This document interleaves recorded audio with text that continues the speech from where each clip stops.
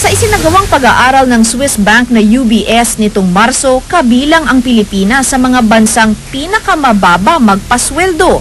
Halimbawa, sa Zurich, Switzerland, pumapatak na mahigit 1,000 kada oras o 8,000 piso kada araw ang sinisweldo ng isang empleyado. Samantalang dito sa Pilipinas, ang 1,000 piso, 2 o 3 araw ng pagtatrabahuhan ng isang ordinaryong manggagawa.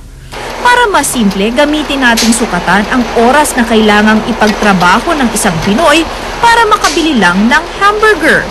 Sabi sa pag-aaral ng UBS, ang mga manggagawa sa Western Europe, North America at Tokyo, Japan, kailangan lang kumayod ng 20 minuto para makabili ng isang hamburger.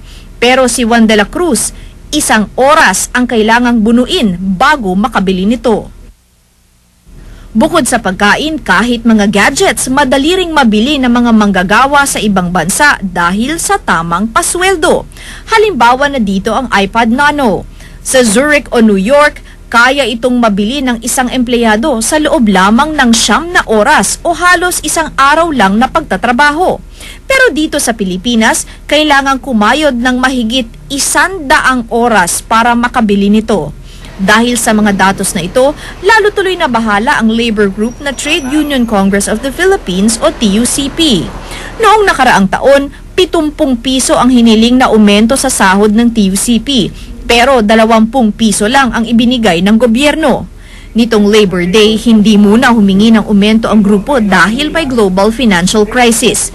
Pero ngayong NEDA na mismo ang nagsabing lumago na ang ekonomiya ng bansa. Panahon na rin para pag-usapan ang aumento sa sahod.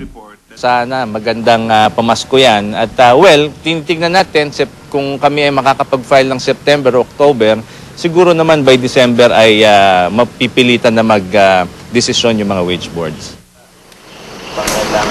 Magpupulong na ang grupo para pag-aralan kung magkano ang hihilinging wage increase. Sabi naman ng ECOP, isa ang Pilipinas sa mga bansang matagumpay na nakaiwas sa recession. Kaya naman isa raw tayo sa mga possible investment sites ngayon. Pero pangamba nila, baka maunsyami ang pagpasok ng mga investment kung wage increase agad ang sasalubong sa mga investors.